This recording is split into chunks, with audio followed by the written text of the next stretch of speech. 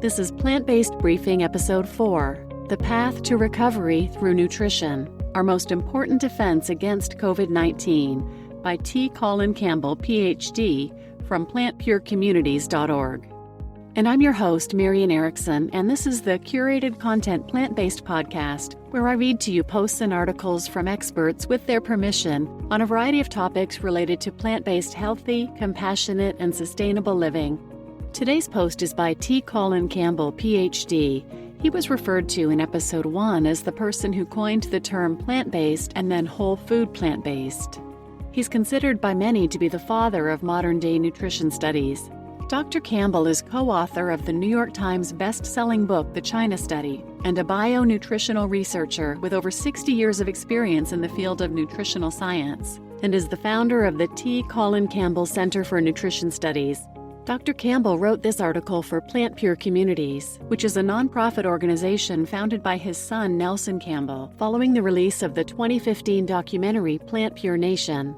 The film demonstrates how political and economic interests suppressed the message of plant-based nutrition for decades, and concludes with a call to action for people to form local plant-based support groups called pods.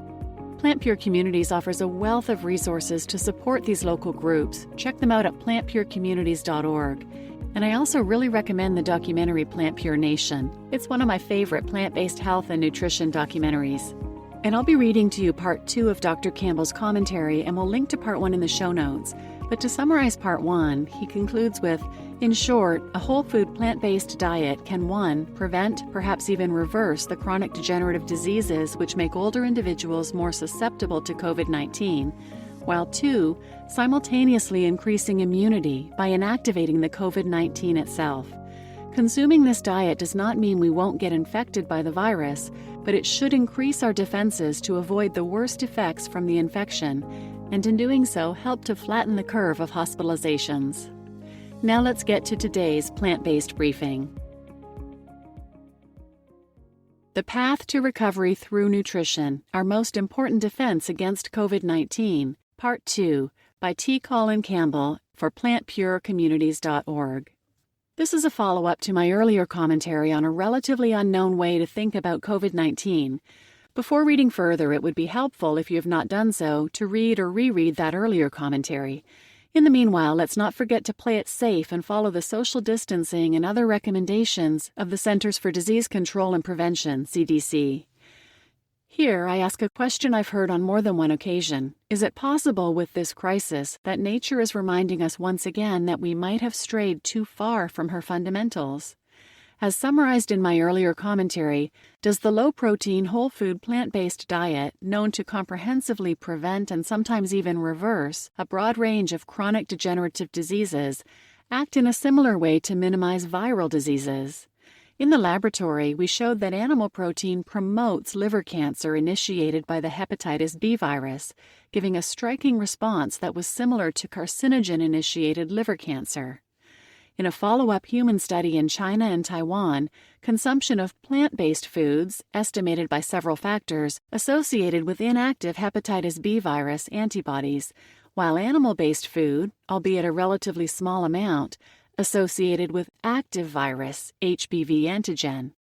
In brief, plant-based food favors development of immunity against the hepatitis B virus.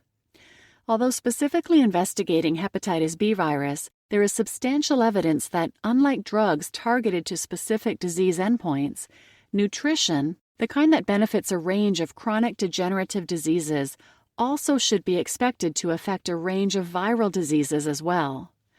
To elaborate a little more on this important point, I will share a recent exchange with a physician friend of mine.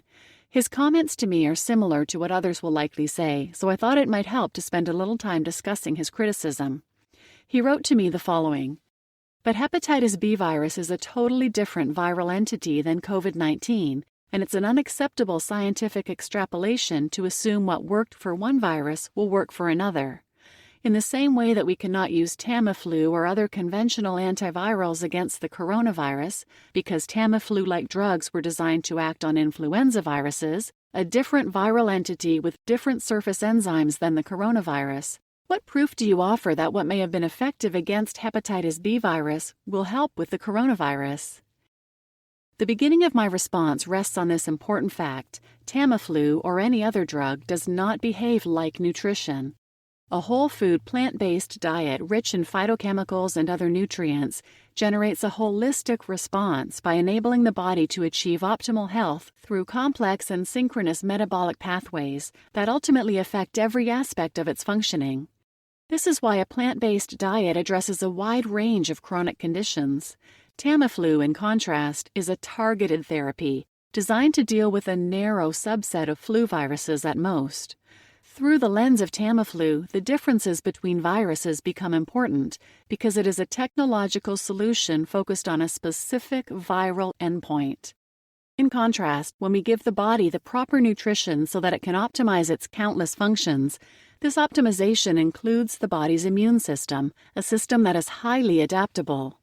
As shown by our combined research investigations in China and in the lab, along with findings from many other studies, a wide range of chronic diseases are similarly impacted when confronted with a similar type of nutrition, whether the standard American diet or a whole foods plant-based diet.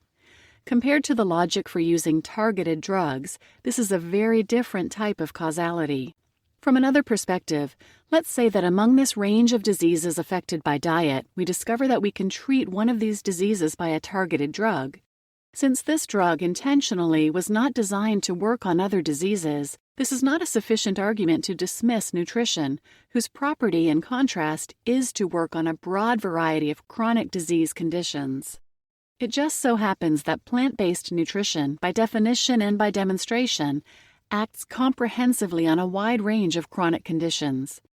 My friend's critique rests on the assumption that there is a biological equivalence between an agent such as Tamiflu and the holistic effects of diet.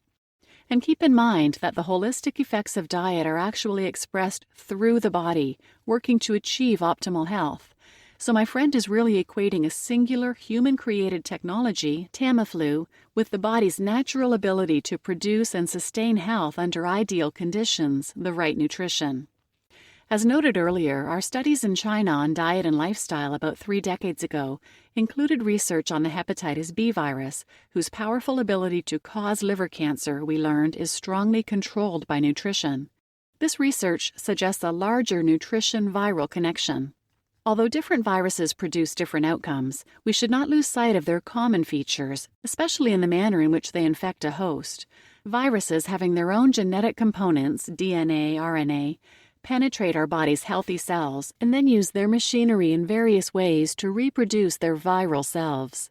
In response, our exceptionally adaptable immune system then mounts a counterattack against the invading virus by increasing production of natural killer cells, increased reactive oxygen molecules, and an increased activity of an enzyme system that is a source of these reactive oxygen molecules, functions which we investigated in our laboratory to explain the effect of nutrition. And finally, I would like to re-emphasize my earlier comment that the nutritional benefits of the whole food plant-based diet are likely to appear quickly, within days. For example, lower serum cholesterol, LDL in total, reduced body weight, and decreased blood pressure. This could be especially significant for those currently vulnerable to COVID-19 but not yet infected. This connection of nutrition with a viral disease is just one more aspect of the nutritional effect which, when done right through a whole food plant-based diet, might offer an important and to date unappreciated path to fight the COVID-19 pandemic. We now know that diets composed of animal-based and processed foods, the antithesis of the whole food plant-based diet, reflect a long-standing and serious misunderstanding of the science of nutrition. As a result, we have been creating monumental consequences that are socioeconomically, ethically, morally, and historically reprehensible. I can think of many examples and would ask you to consider how these seemingly unrelated examples relate to the food we eat. Why, for example, do medical schools fail to teach nutrition? Why is there no mechanism for reimbursing primary care physicians and their colleagues for advisory services in nutrition?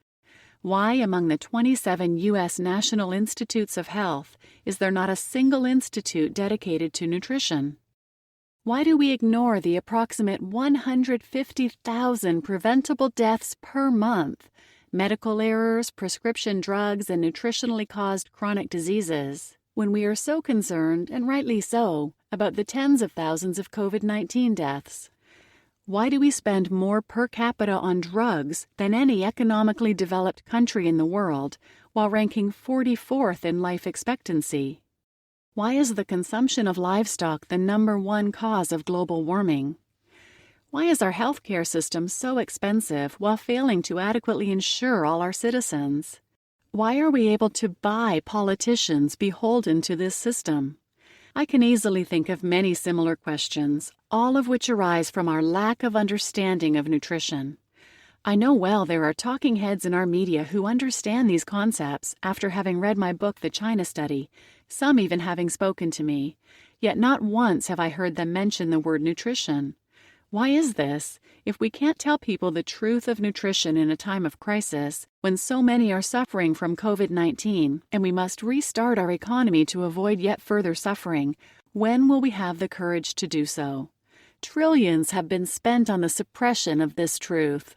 When might we decide that human life is more valuable than the profits of corporations and the power of politicians? You just listened to The Path to Recovery Through Nutrition, Our Most Important Defense Against COVID-19 by T. Colin Campbell, Ph.D., for plantpurecommunities.org. And this is the Plant-Based Briefing Podcast. Thank you for listening.